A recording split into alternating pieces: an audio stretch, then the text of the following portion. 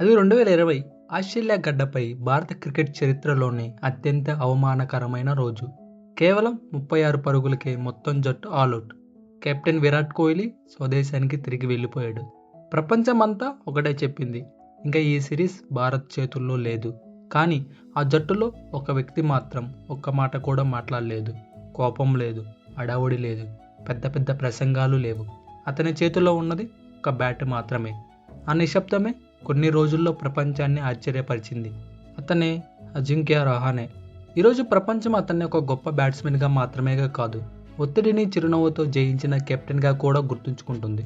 అది 1988 మహారాష్ట్రలోని అశ్వి అనే చిన్న గ్రామంలో రహానే జన్మించాడు. సాధారణ మధ్యతరగతి కుటుంబం. క్రికెట్ అకాడమీకి వెళ్ళే పరిస్థితి కూడా లేదు. తండ్రి చాలా కష్టపడి కొడుకును ప్రాక్టీస్కి తీసుకెళ్లేవాడు. ఒక చిన్న మ్యాటింగ్ పిచ్, పాత బ్యాట్, అదే రహానే ప్రపంచం. అక్కడే ఒక కల పుట్టింది. ఒకరోజు భారత జెర్సీ ధరించాలి. దేశవాళీ క్రికెట్లో పరుగుల వరద. కానీ టీమిండియాలో అవకాశం మాత్రం ఆలస్యమైంది. అవకాశం వచ్చినా జట్టులో స్థానం నిలబెట్టుకోవడం కష్టం. ఒక మ్యాచ్ ఫెయిల్ అయితే బెంచ్. మళ్ళీ అవకాశం రావడానికి నెలలు పట్టేది. 2011లో టీ20 వన్డేల్లో భారత జట్టులో అడుగుపెట్టిన అజింక్య రహానే 2013లో టెస్ట్ క్రికెట్లో అవకాశం దక్కించుకున్నాడు. కానీ పర్ఫార్మెన్స్ తగ్గిపోయింది. మీడియా, అభిమానులు రహానే అయిపోయాడు అని మాట్లాడటం మొదలుపెట్టారు. కానీ అతను ఒక్కసారి కూడా ఎవరికి సమాధానం చెప్పలేదు. ఎందుకంటే అతని సమాధానం మైదానంలో రావాల్సి ఉంది. ఒక ఇంటర్వ్యూలో రహానే చెప్పిన మాట, నా పని పరుగులు చేయటం, ఎంపిక చేయటం సెలెక్టర్ల పని. అదే అతని వ్యక్తిత్వం. భారత్లో స్పిన్ పిచ్లపై మాత్రమే కాదు, ఆస్ట్రేలియా, ఇంగ్లాండ్, న్యూజిలాండ్, దక్షిణాఫ్రికా అన్ని కఠినమైన దేశాల్లో కూడా రహానే సెంచరీలు చేశాడు. లార్డ్స్, మెల్బోర్న్, కొలంబో, కింగ్స్టన్ ప్రపంచంలోనే కఠినమైన మైదానాల్లో భారత్కు విజయాలు అందించాడు. విదేశాల్లో భారత బ్యాటింగ్ కుప్పకూలినప్పుడు అందరి చూపు రహానే పైనే ఉండేది. ఆస్ట్రేలియా అడలైడ్ టెస్ట్, ఇండియా 36 పరుగులకే ఆల్అవుట్. అది భారత టెస్ట్ చరిత్రలోనే తక్కువ స్కోరు. ఆ తర్వాత మ్యాచ్ కోహ్లీ లేడు, షమి గాయపడ్డాడు, ఉమేష్ గాయపడ్డాడు, బుమ్రా ఒకడే. ఆస్ట్రేలియా మీడియా 4-0 ఖాయమని రాసింది.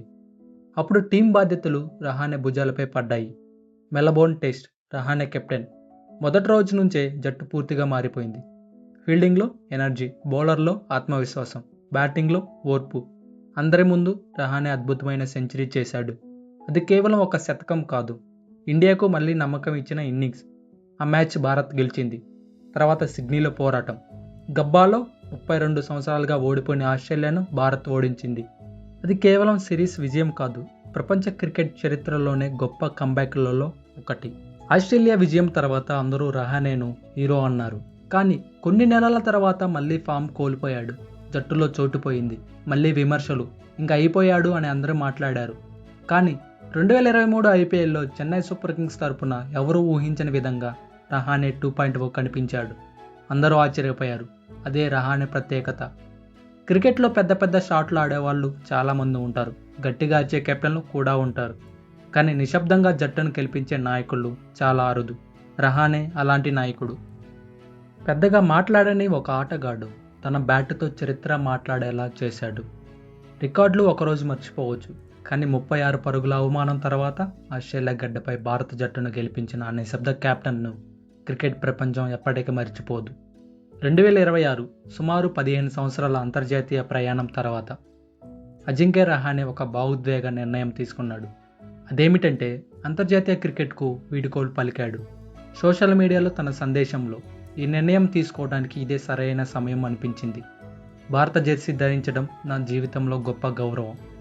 నా సహచర ఆటగాళ్లు, కోచ్లు, కుటుంబం, అభిమానులు అందరికీ హృదయపూర్వక ధన్యవాదాలు అని తెలిపాడు. అతని కథ మనకు ఒక విషయం నేర్పుతుంది. ప్రపంచం నిన్ను తక్కువ అంచనా వేసిన నీ విలువను నీ పని నిరూపిస్తుంది. 36 పరుగుల అవమానం తర్వాత అదే జట్టును చరిత్ర సృష్టించే స్థాయికి తీసుకెళ్లిన కెప్టెన్ అజింక్య రహానే. అందుకే అతని పేరు రికార్డులో మాత్రమే కాదు, ప్రతి భారత క్రికెట్ అభిమాని గుండెల్లో కూడా శాశ్వతంగా ఉంటుంది. కొంతమంది ఆటగాళ్లు పరుగులతో గుర్తుండిపోతారు, కొంతమంది ట్రోఫీలతో గుర్తుండిపోతారు. కానీ అజింక్య రహానే తన నిశ్శబ్ద నాయకత్వంతో, క్లాస్తో, జట్టు కోసం చేసిన త్యాగంతో కోట్లాది అభిమానుల హృదయాల్లో శాశ్వతంగా నిలిచిపోతాడు. ఈ కథ మీకు నచ్చితే లైక్ చేయండి, కామెంట్లో రహానే గురించి మీ అభిప్రాయం చెప్పండి.